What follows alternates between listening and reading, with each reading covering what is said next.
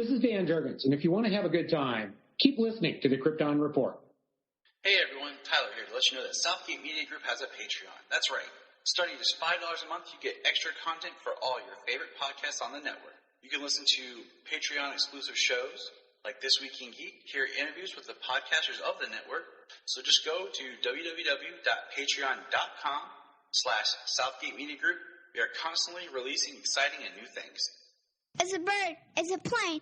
It's Superman. Jason J. Lewis, the voice of Superman on Justice League Action. This is Mark Wade, writer of Superman Birthright, and you're listening to the All Things Kryptonian podcast, including Superman and Supergirl. We discuss games, movies, cartoons, TV shows, and comics. Find us on Facebook, Instagram, YouTube, and Twitter. Welcome to the Krypton Report. It is time, fellow listeners. I, Superman Tyler, the blue guy, with my partner in crime, the red Superman himself, Mr. James, I have large muscles and I'm B.A. Cole, are taking on the last 4 issues of All-Star Superman. We kind of took a month off. Just things didn't quite go as planned as I had thought. So But we have a special coming up here in July is our goal, where we're going to review the film as a crossover episode. So we wanted to go ahead and finish up the book. So we're jumping in here with issues 9 through 12. So strap on your Kryptonian garb and let's jump into episode 9, Curse of the Replacement Superman. Now, James, let me ask you a quick question. This is grammar related. If you were to say you were to meet, say, Brandon Routh and Tyler Hoechlin at the same time on the same day, were you meeting Supermans or Supermen?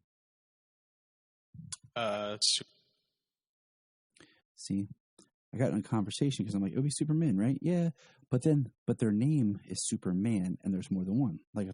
If you walked up and there was me standing next to Tyler Hoechlin, it'd be Tyler's. So it's one of those fun things. People are probably going to message like you're an idiot, but whatever. Okay. So starting off, I don't know if we've commented on this. One thing I appreciate about this book is I like the layout, the simplicity of like the panel grids. Like the first one up here, we have the tent, something coming, crashing, the men running over, and then there's Superman, saying, "I'm sorry I startled you." And clearly destroyed something. Yeah. And then, the next page is... Oh, no, that's the rocket he came in on. My bad. The rocket he came in on from Bizarro World. Yeah, I had to go back. Yeah, Bizarro World. The chapter... It's been a while since we read issue 8. Yeah, it's been a while since I read issue 8 because when I reread this, if I wasn't reviewing, I would skip it. Because I'm not a Bizarro person. Though he has his moments, don't get me wrong. So we have Superman flying back to Metropolis. And he makes a comment about, "I hope I'm not too late to repair the damage caused by the Bizarro invasion." And the men say, "Hasn't he heard about the replacements?" And then he sees that everything's been taken care of. And he says, "It's the architecture like my native planet." And we see these like Kryptonian things orb looking around the Daily Planet. And we have Kent show up at work. It's been 2 months. And what do you think about his excuse for not being there, James? Where Perry's like, "Kent, where you been?" And he's like, 2 months. Wow. I got trapped in my bathroom during the Bizarro invasion with 3 unopened Thanksgiving baskets and the complete work of Shakespeare. Fortunately, Superman heard my cry for help. How does that make you feel? Trapped in a closet. Like, yeah. I don't know. Just one of those ridiculous excuses that we've gotten from Superman for decades. They're just like, what?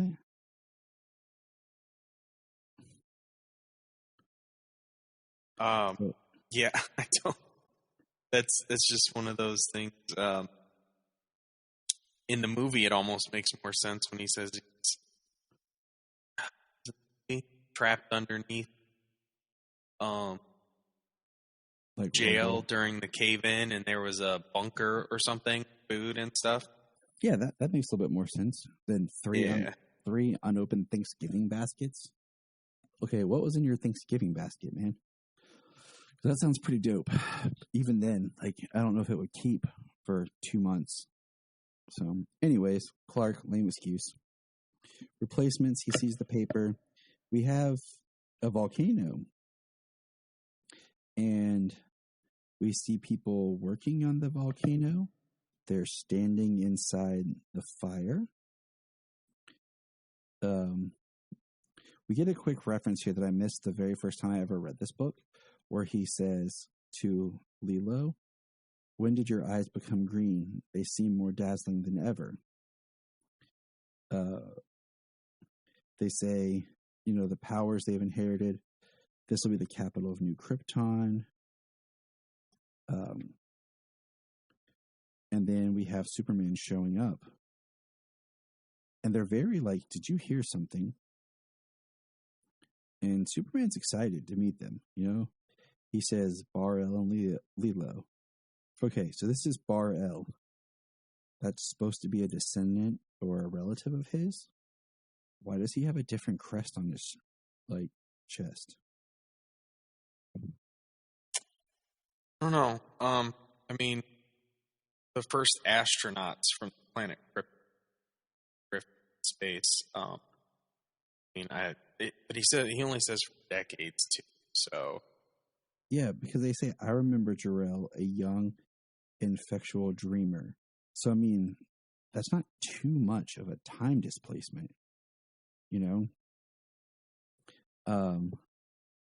Like if they had been like past descendants of a distant time, it would have made more sense for the different appearances and everything. But the yellow and purple, and they're definitely snooty.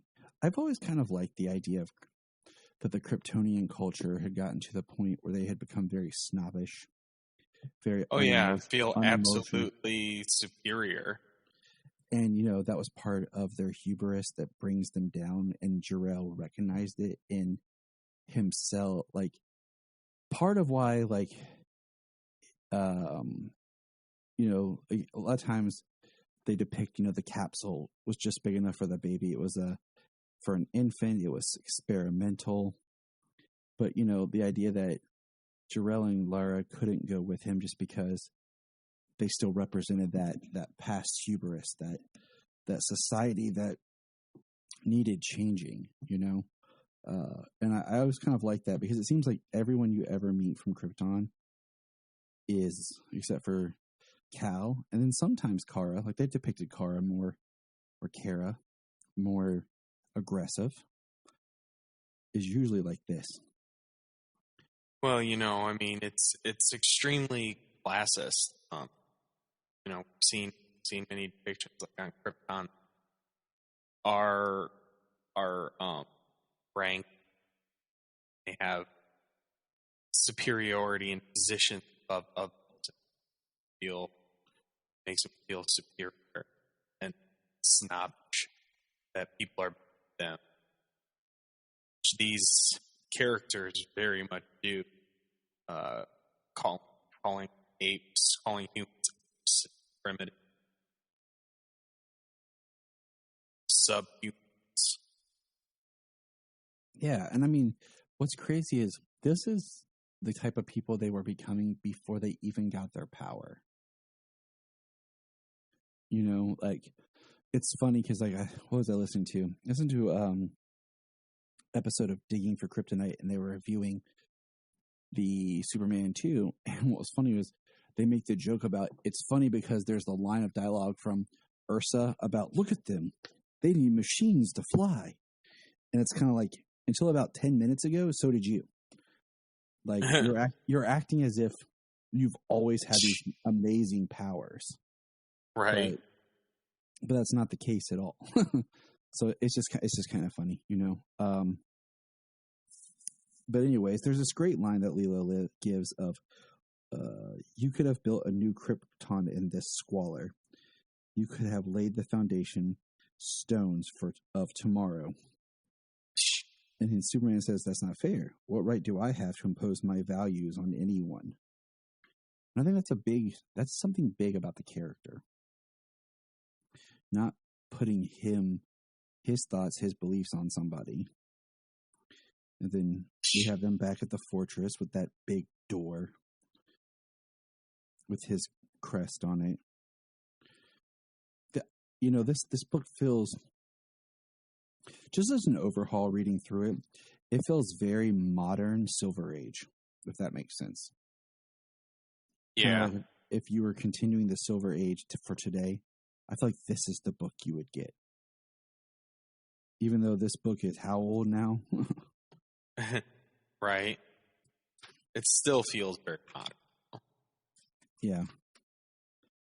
But anyways, continuing, they're in the fortress, and we see that they've pretty much taken over. They've replaced the statues of Jor-El and Laura with statues of themselves. They begin, you know, basically putting Kal down for not taking care of the people in Kandor. And they talk about making Krypton live again. They look at the Phantom Zone. They talk about even the criminals in the Phantom Zone. Where is it? Right here. Evidence more natural nobility than the greatest of the human apes. You should be ashamed. And, you know, Superman basically like, I hope that you would have been able to replace me, but I don't think you have the best interest of this planet at heart. And then, of course, they say, you betray your heritage. And they start fighting with him. And Superman's kind of getting whipped. And they fight. And I didn't catch this the first time. They basically throw him and crack the moon. Did you catch that? Oh, yeah. Yeah. I mean, that's one of my more favorite parts of the story, and one of my more favorite parts of the film. Mm-hmm. Is when they throw him at Kraken. In the book, you know, in here we got them taking bridges, literally like all the planet's bridges, using them to staple the two cabins back together. It's crazy. Which is pretty insane. Looks like the moon's got a big scar across it. All hail, New Krypton. It's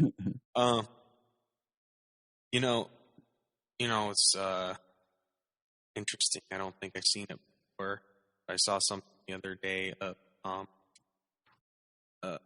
Man of Steel, because it's cracked on Krypton. Vision of the Earth terraforming is cracked, broke there as well. Never seen that before, so I have to check it out. I have to check that out too. Thank you. Well, because the Kryptonian moon jacks are destroyed. Mm-hmm. That's why it's destroyed on Krypton. Yeah, so very interesting.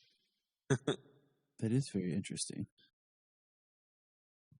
But that's insane that they could throw Superman, his dense structure, to break. Yeah.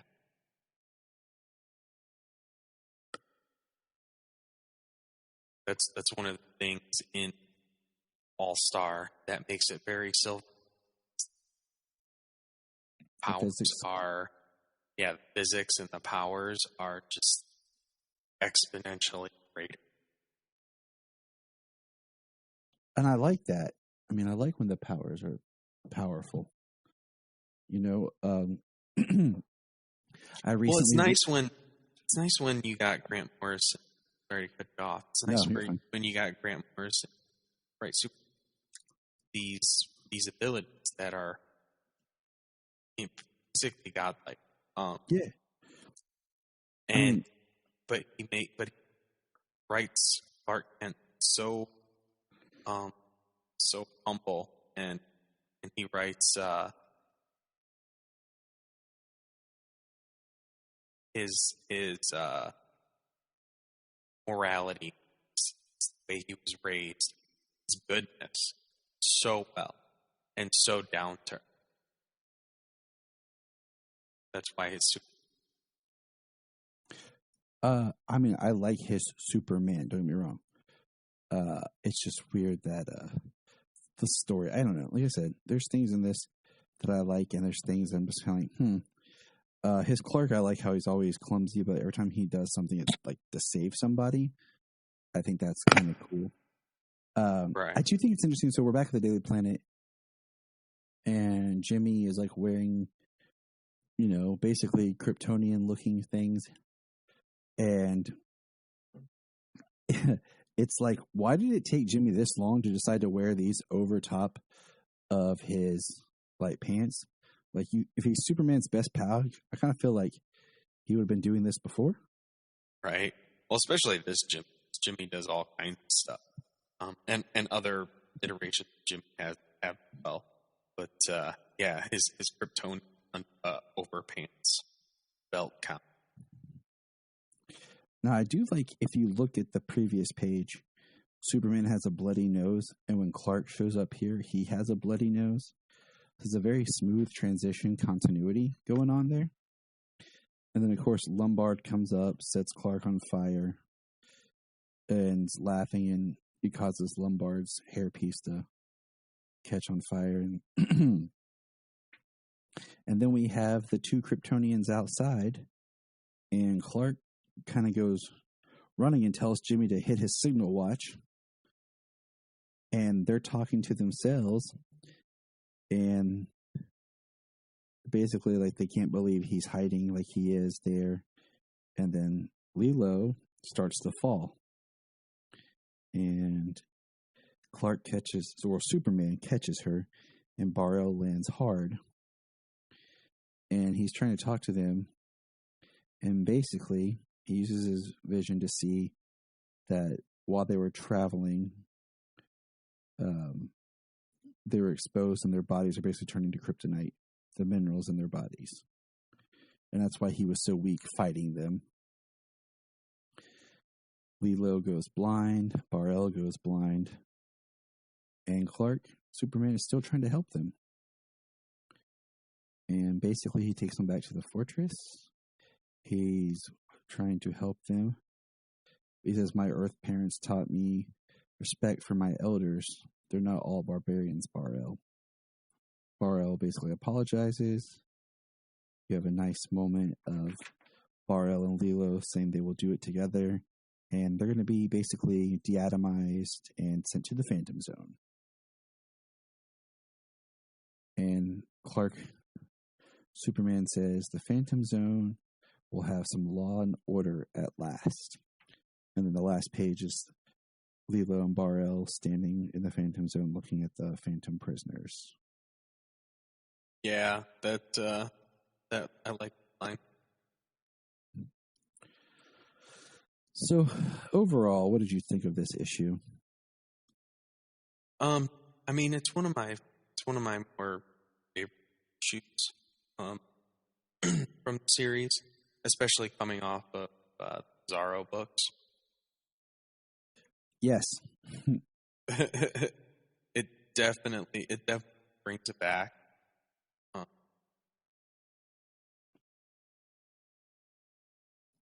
Part Superman,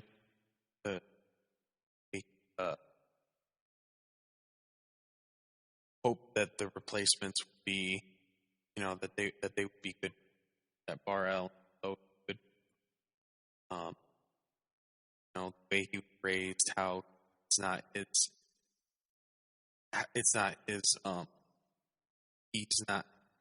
there's no reason why it has to enforce his will.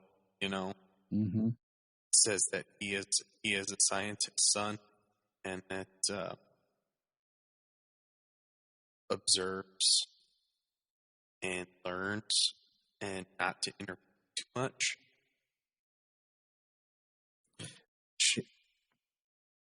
I think it goes to show you more and more that Superman as a character and as a person, he is one of a kind. He's not really finding anyone else that could replace him. Like, there isn't anyone, because he is unique as who he is. Absolutely. And that's part of his problem, is he wants to find somebody that could take over, and unless he kind of trains them, there isn't anyone that could just take over for him.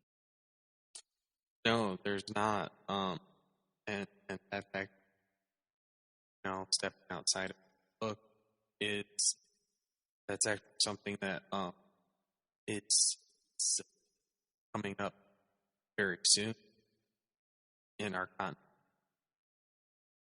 Getting Super Son out, which is going to be so good, but we'll talk about that when it actually comes out. But we for sure both are big fans of Tom Taylor. Now, for the most part, this issue 10 is my favorite for the most part. It has some very good parts in it, has some meta parts and some parts, but overall, I think this one's my favorite. I love the cover art kind of Superman with the world. So let's jump into episode 10, Never Ending. Now, I do want to say, this would be a very interesting if you could do it like a Superman miniseries, like a 12-episode miniseries, with each hour of the miniseries being, one of the books. Just because the way this is considered, they say episodes on it. It could be something really cool. It says 7:02 a.m. We have school bus. It looks like in Egypt. Superman at a children's hospital, talking to a nurse. She says, "I've never seen them so excited. God bless you, Superman. Your visits are some of them have to look forward to." I think they took a bunch of sick trip to see. That's what I thought. That's what I was going to say. That's what I thought it was too. Yeah. I love, we see him basically creating his last will and testament, but it's interesting that he's doing it in Kryptonian. It's being etched in a tablet by a machine that reads his thoughts. And all I can say is how awesome it would be if I could write by something just reading my thoughts. Right. That would be amazing. I didn't really see about the cover art. It's this cover actually encapsulates this issue. So just what Superman is putting down, his last testament, and everything do for in this issue, it encapsulates the reverence he has just looking on her. Yes. It also explains something that we'll get into in the issue itself. I do like the art of Superman sitting on the throne looking thing, looking so where the machine that he puts on his head to read his thoughts is almost like a crown. And you have this very weighted looking king. He's sweating. Talking about his time running out. And then the next page it's very interesting because I always have this weird love-hate with Kandor. Because it's still it's a city that's still surviving somehow in this bottle. Everyone's living and alive. I know in some Well, depictions, on Brainiac's, in some depictions on Brainiac's ship, he is responsible for the sustenance of all of the bottled cities. yeah, and some of them they're like frozen in time. Yeah, some they are. I actually prefer that method. They're not miniaturized; they're like encapsulated and frozen. Because we have Dr. Quintum, and Quintum, I believe. Quintum, and he's being shrunk down and sent into the city to talk to them about a proposition they have. And so while that's going on, Superman has this interesting part where he's talking about, I had to know what a world without Superman would be like. So I had to create one.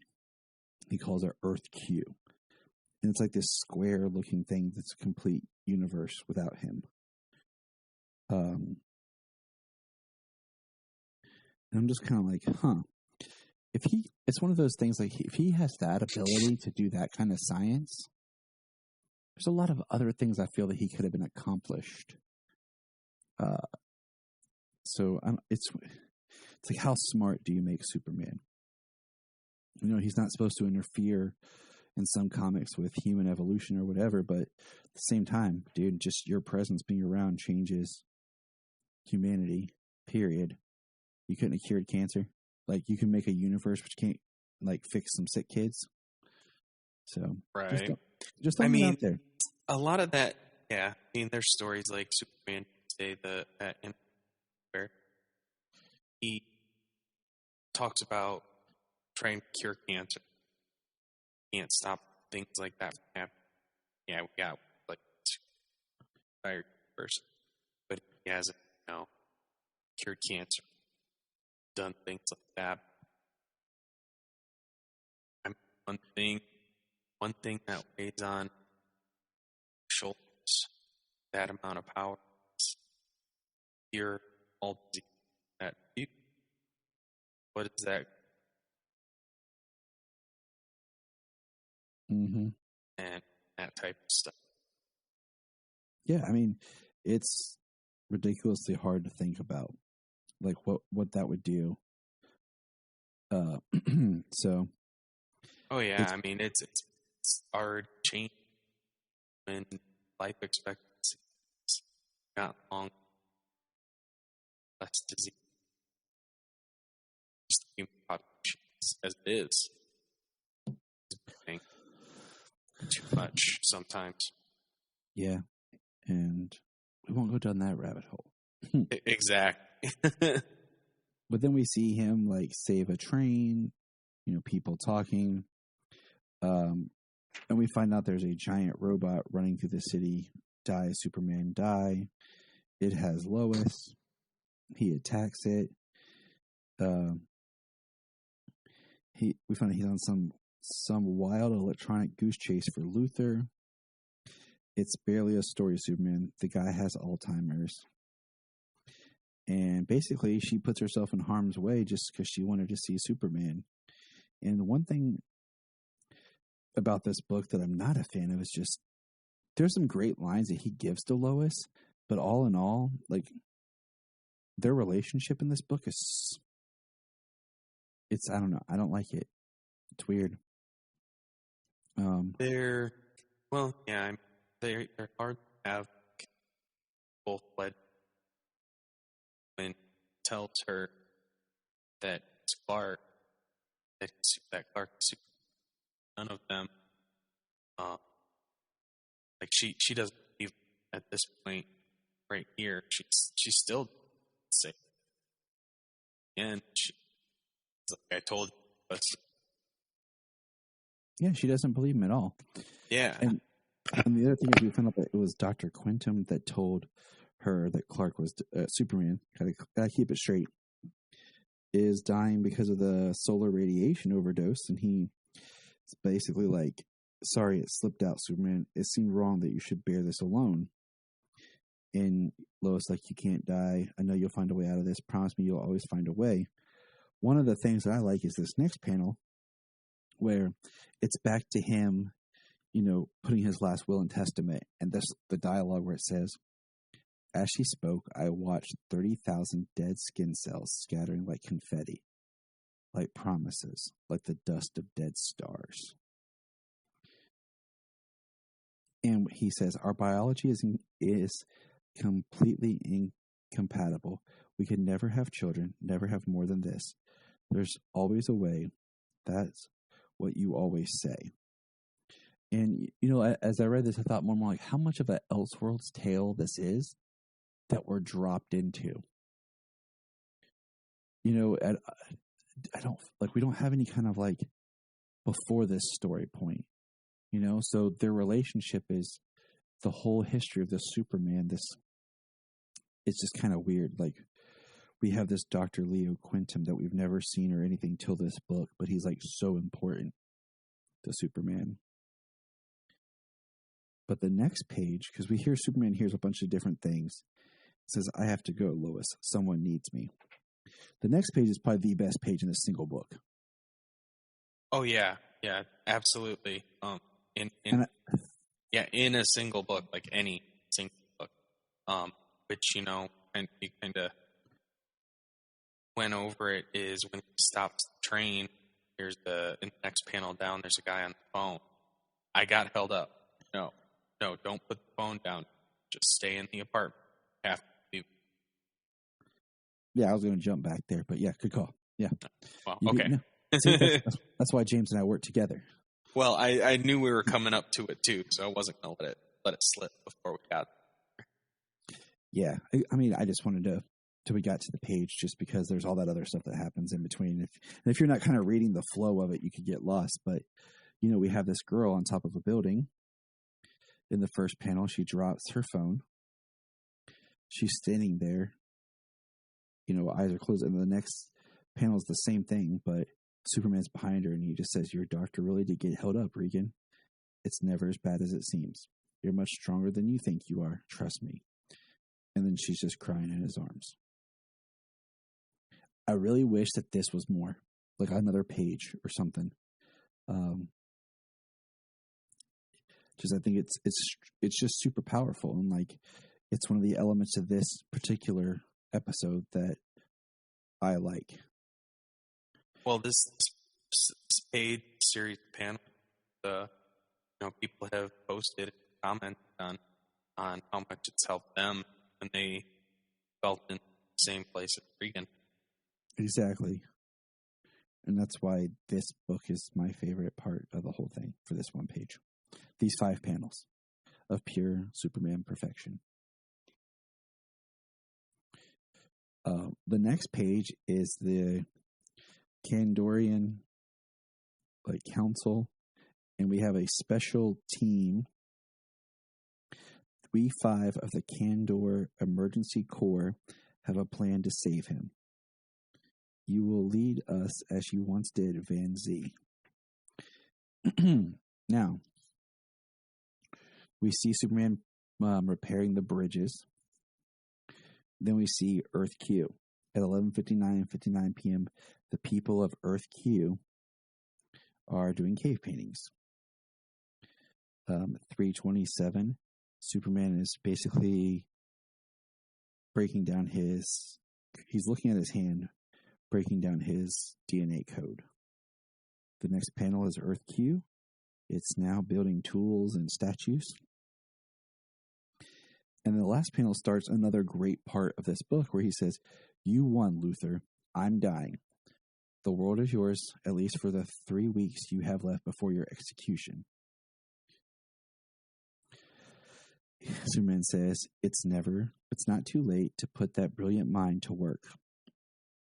Lex, I know there's good in you. And they kind of are staring at each other. Lex spits on the glass. Earth Q now has philosophy.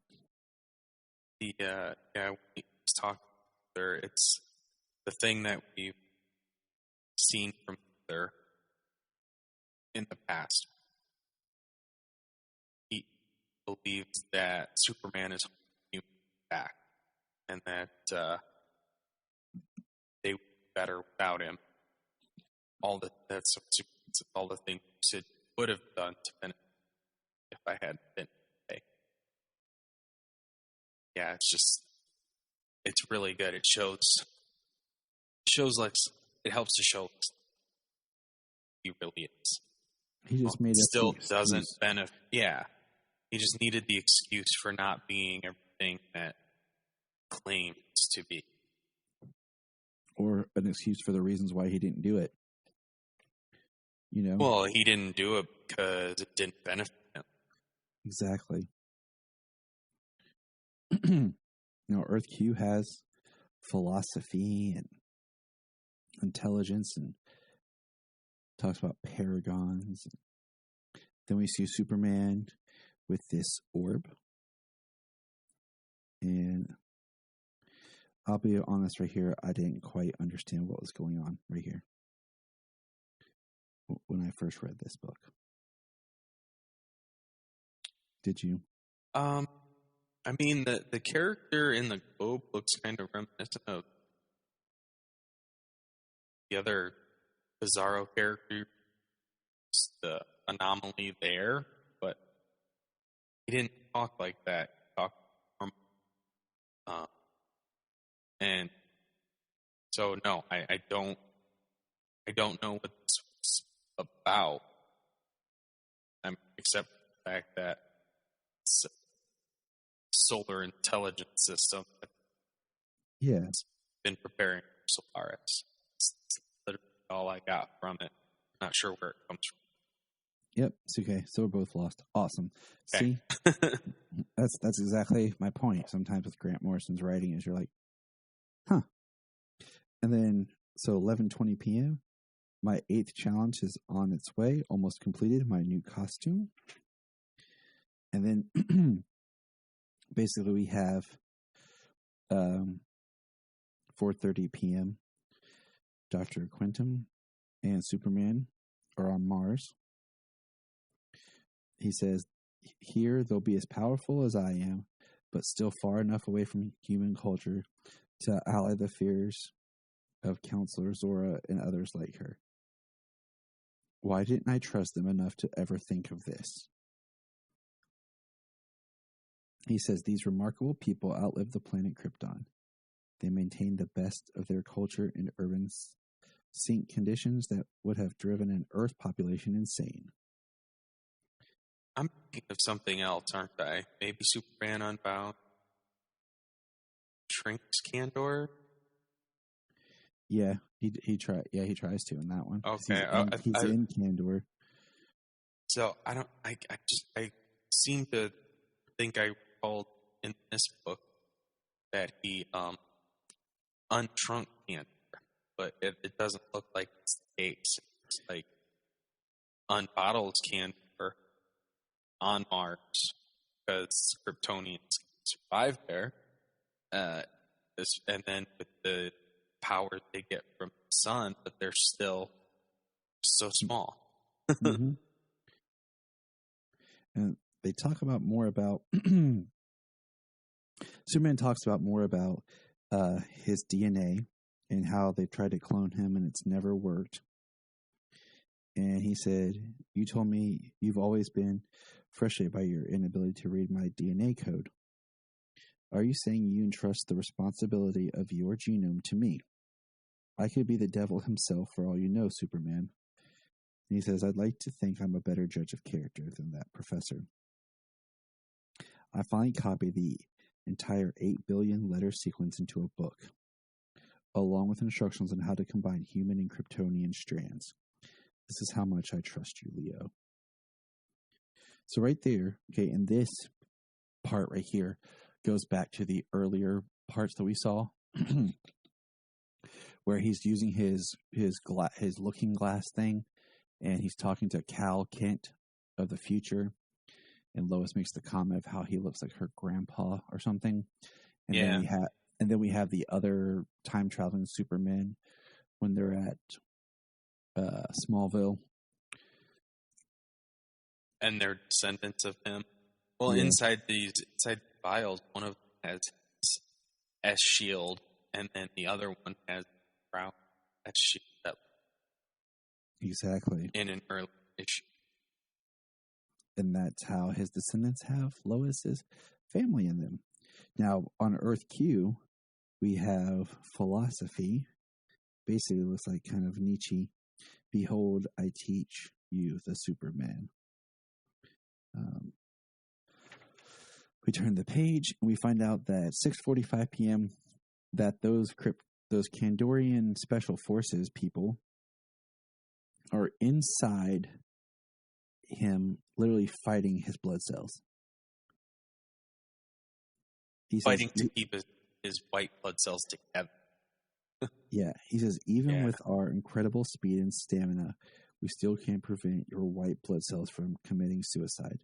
After all you've done for us, we failed you. And he says to him, he says, I didn't think you'd be able to save me, but human diseases would be no match for your knowledge and power, am I right? Microscopic Kandorian super doctors could cure anything. And we see him back at the children's hospital. And he says, I brought some friends to meet you. And like he opens his hands and they come flying out. And my line is, I just dropped by to tell you all I might not be able to make it next week. But don't worry, you'll all be going home long before that. So I was like, that's awesome. Curing sick kids? There you go, Superman. Finally. Yeah. Well, also it's kind of, it's a tad different, you know. He's got these people here to save maybe not everybody, but certain the kids from the beginning of the book. Yeah. But they could literally go in and like microscopic surgery destroy any of the harm cells from disease, cancer cells, metastasizing, that type of stuff. And then the last page is where it's super meta. It's 11:59 p.m. on Earth Q, and we see an office building. It says, I really think this is it. The third time, lucky. This is the one. This is going to change everything. And it's them drawing the original Superman. So, yeah. The Superman created the world where Jerry Siegel, Joe Shuster invented Superman. so we basically live in Earth Q. Yeah. That's what it seemed. Yep. And then we see him finish up at 11:49 p.m. He says to Clark Kent, I leave you the story of the century, the headline of the century. And then it's Lois looking at her computer and it says, Superman Dead by Clark Kent. And then episode 11, Red Sunday. So this one starts with Luthor being executed in the electric chair. We have people taunting him and talking to him. They flip the switch. Luthor doesn't get killed. All of a sudden shoots out heat vision. Stops a bullet. Breaks down. And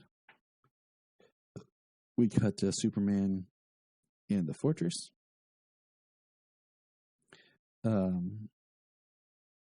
We see, him with his robot. He's weak. And he's talking to his robot about just the care of the fortress. About all those things that he's done. We get a Batman reference, which I thought was interesting. He talks about staying alive long enough to complete his final tasks. And he goes, he's quoting Lois where he says, there's always a way. And he's like taking his shirt off because we have his new costume. But this is what I thought was interesting, is going back to before. Lex has this weird niece that's definitely just out of nowhere. He comes crashing in. And he says, I have his superpowers for 24 hours. The serum I could have invented. How's your mom? Mad at you. Blah, blah, blah.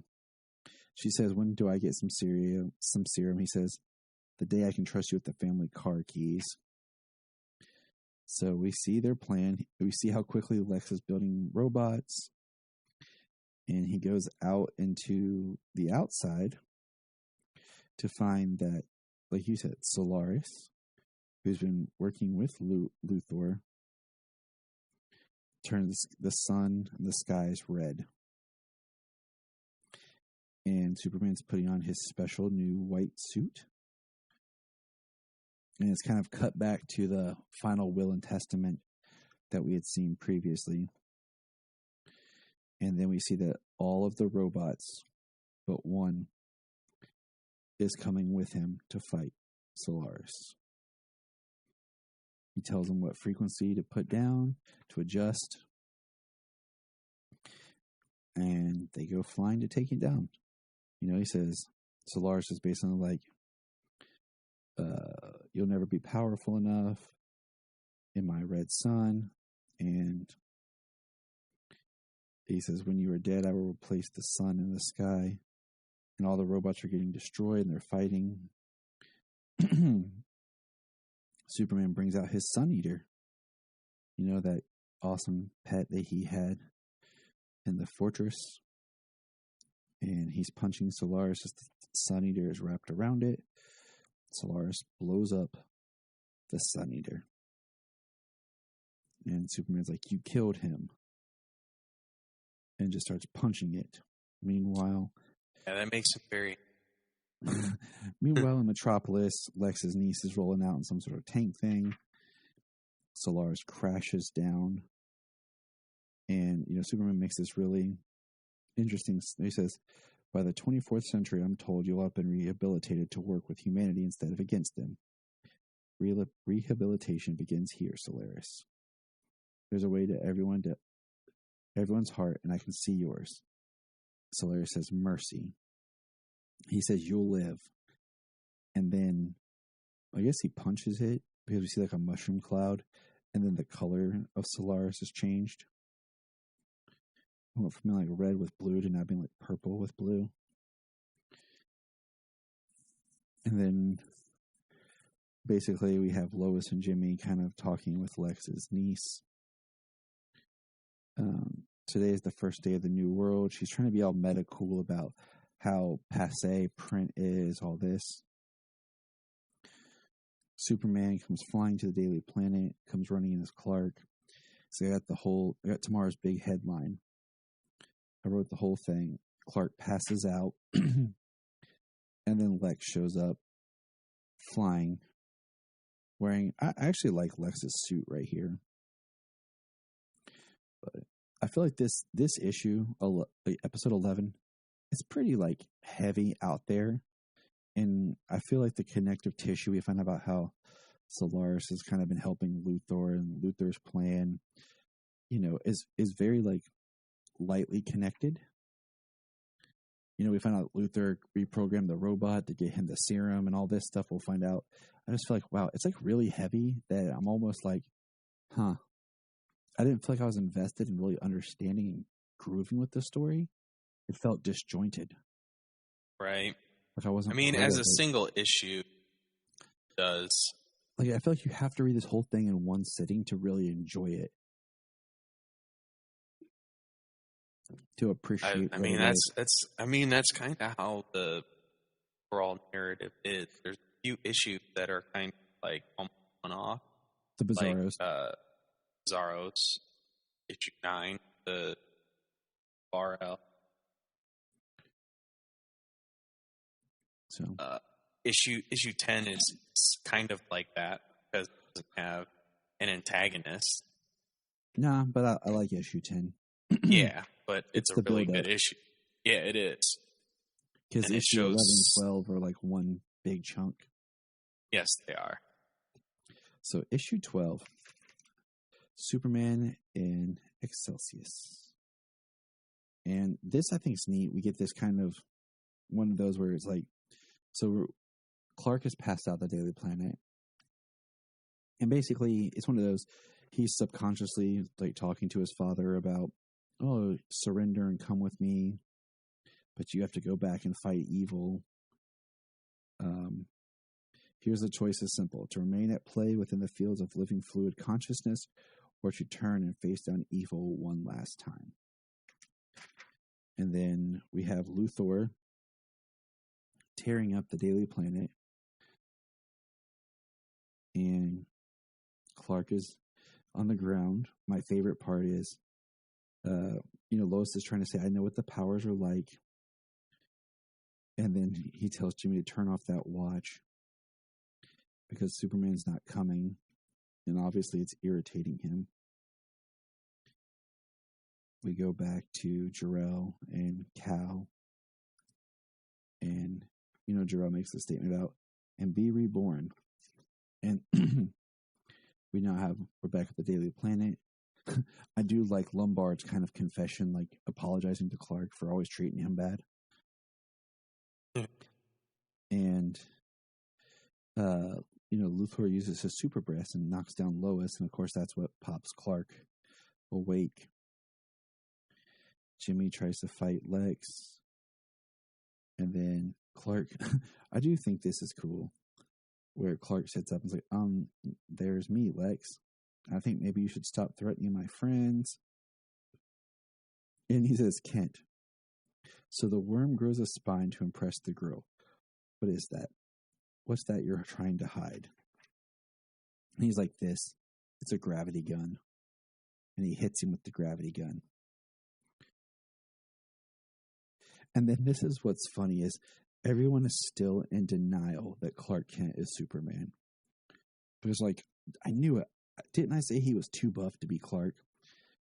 And he says, and he just stands up, takes off the glasses.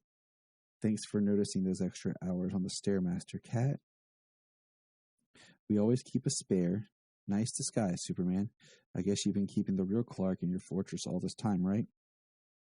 Clark's safe, Jimmy. I'm just kind of like, so how do you explain Clark's gone when you die, Superman? Right. I'm like, that's... And then Luthor's on the ground. Well, if everybody's going to believe that it's Superman impersonating, when they're both gone at the same time, have no choice to believe. They'll be like, nah. But we have Luthor on the ground. He's like, Kent? No. That's an amazing idea. I should be writing these. And Luthor gets hit by a security truck. Luthor, using his powers, starts fighting with Superman. He said, Superman, do you ever think it would end with me looking down on you like this? And Superman's like, as a matter of fact, I had the whole thing paced out to end pretty much exactly like this, Lex. Luthor comes down. He says, as you know, I've had to confiscate some galaxy's deadliest weapons. See how you're working 50 times harder just to stay in the air? But that's not why I chose the gravity gun.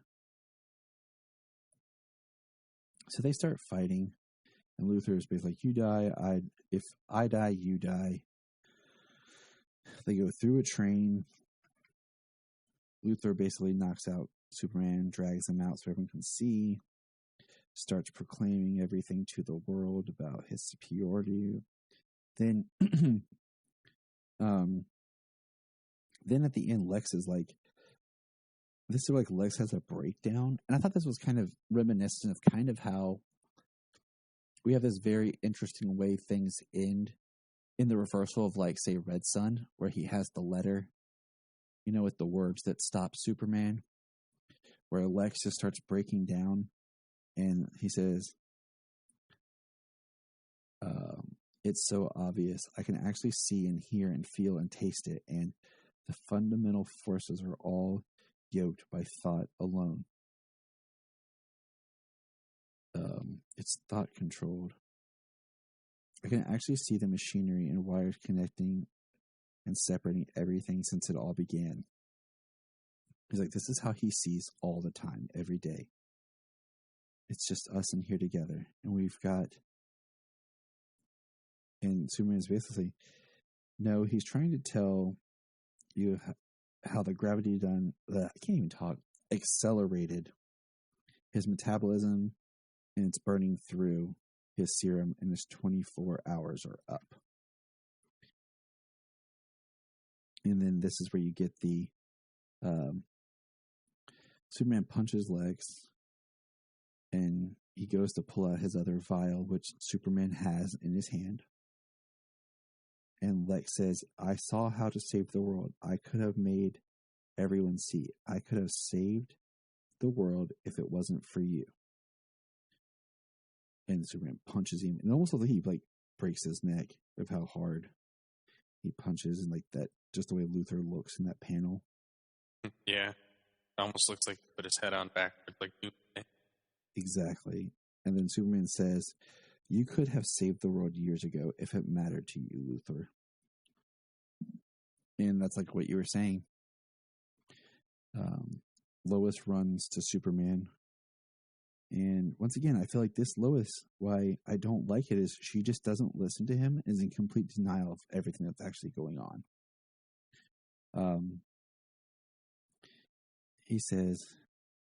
Superman says, it's strange. If he hadn't fatally overdosed me with sunlight, I wouldn't have had the power to attempt this final feat. No one but me can repair the sun, Lois, because Solaris betrayed Luthor and turned the sun blue. So that should be taking a bigger toll on Earth right now, but whatever. He says, my cells are converting to pure energy, pure information, and I only have moments to save the world. That's more than you ever needed. I love you, Lois Lane, until the end of time. I love you, Superman. We see him flying. Lois is holding his cape. He's going at the blue sun, and what's neat is when he connects with the sun, it starts turning yellow. Then we kind of, I guess, flash forward a little bit. And it's Lois in the park with Jimmy. Jimmy has a rocket pack. The first time I read this, I didn't notice that, and I was like, wait, what? So this time I was like, okay, Jimmy, smooth. And, well, Jimmy becomes the Rocketeer, don't you know? I mean, that's awesome. This is where I say, Lois is just kind of she's like, it's been a whole year since he disappeared, and thousands of people just turned up to pay their respects. Lois is like, Superman's not dead. Some people believe it, but I know he's up there building an artificial heart to keep the sun alive. He'll be back when he's done, Jimmy. And when he's done, he knows where to find me. And then there's that image of Superman in the sun pulling the mechanical bar. And I'm just like, I don't like that, Lois. It's one thing to feel hopeful, but another thing is just feels like she's oblivious. She doesn't really know what happened or what's going on. And then the last page is we're back on Dr. Quintum's lab, and he's talking to his assistant. And what if Superman never returns? What then, Mr. Quintum? I wouldn't worry too much about that day, Agatha. Now that he knows how it's done, I'm sure we'll think of something. And it says Project 2, and it's the Superman shield with a 2 in it. And he's going to clone Superman. But like we said, Superman is who he is as a person, not just the powers. So, I mean, that's the end of the book. It's good, but I still feel like it's overrated. There's things I like in it. There's little parts. I mean, I think some of it, some of it's in there, and I feel like it just wastes time to the overall story. It's like you're trying to tell multiple stories. If you would have focused maybe more on just the Superman, Lois, and Lex story. But I feel like you go in and out of so much, and then you have other things that just happen for really no reason that feel like each issue is supposed to be a different challenge. But then we go into where we have 2 issues connect. I don't know. There's parts I like, and there's some I just feel like the storytelling got so abstract, you forgot what you were reading about. The whole Solaris thing feels like it comes out of nowhere, but they try to tell you that he was there helping Luthor all along. Right. Well, I mean, there's so much out of books, like so much science fiction. Back 6, got all different Superman. Got Superman Fifth Dimension, the Unknown Superman. Right. You know, it's time travel. It's actually Superman back to be able to spend that time with his father when young and fought his dad die, and then get Superman Prime, that Superman at the end of the issue. He's with Optimus Prime. Who is this Superman? Superman followed one son. It's him from when Grant Morrison wrote 1 Million, which I haven't gotten yet. Yeah, which I've read, but I don't really remember. And it's to say Grant Morrison's a brilliant writer, but I think sometimes he's so smart that sometimes we're like, whoa, hold on, man. Right. Well, there's talk that all Superman that he writes is connected in some way across time. It's kind of like how Scott Snyder's Batman is like connected to everything under the sun. Like his Batman stories are all connecting, even though they breach in and out of continuity. They're all like his Batman. Mm-hmm. So it's like the T-shirt Superman starts at the very beginning of his career is the same Superman in 1 million years. It's full Superman Prime. Save, change the sun back, that other stuff. Yep. So that is Superman, All-Star Superman, and I'll let the listeners. I mean, you have to read it. Have to read it, and that's it. Some see Grant Morrison's name, they get up. Some see Grant Morrison's name, it'll automatically make them pick it up. So, just it's definitely a must read, even if you just read it once. Oh yeah, totally. Absolutely. You have to read it at least once to say, I did it. Here's my thoughts on it. This is how I feel about it. And that's it, like that's where you end it. Because, all honesty, that's all we can do. But closing thoughts, James, anything else you want to throw in there before we head on out of here? No, I don't think so. Like I said, definitely just got to read it. Somebody, it's a must read at least once. I enjoy it. It's not something I go back to read over and over again, but I'm glad to have read it again for our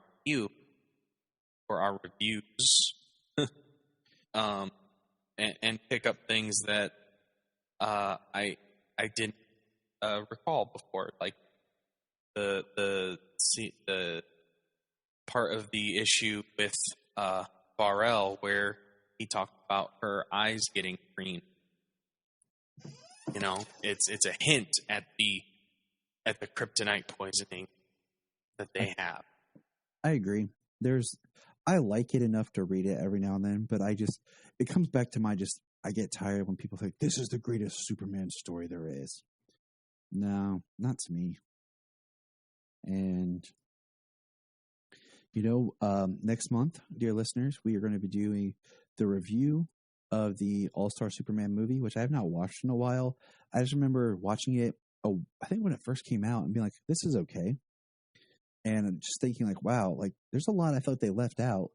I will be revisiting now that we finished the book. We're going to do a crossover with our friends Ray and Connor over at Last Sons of Krypton, and was it last year? They reviewed the book. So you might want to check out their podcast to hear their thoughts on the book. before we kind of dive in and talk about the film. So from us here at Krypton Report, like we said, read All-Star, let us know what you think, and remember. Hey, it's Tyler. I just wanted to say, if you're enjoying the Superman podcast, check out some of our other favorite Superman-based podcasts. We have the Inspiring Kryptonians, The Last Sons of Krypton, a new one that I discovered called Digging for Kryptonite, which is a great podcast, as well as my good friend Zach over at Always Hold On to Smallville, Luke, Bug, the Geek of Steel at the Geek of Steel podcast, and of course my brother from another mother, Mr. Phil Parrish, over on Capes and Lunatics, who is the master of all things podcasting. So just check those out and enjoy. Do you enjoy listening to Southgate Media Group podcasts? Well, I know I do. And do you want to help support the shows? Well, the great way is you can help support the shows without having to give any more money. Just go to southgatemediagroup.com. There's a link at the top to log into Amazon. Just log into your Amazon account, shop like normal, and part of everything that you buy goes back to help Southgate Media Group. It's simple, it's easy, and you're just doing the same thing that you usually do by buying stuff on Amazon. Look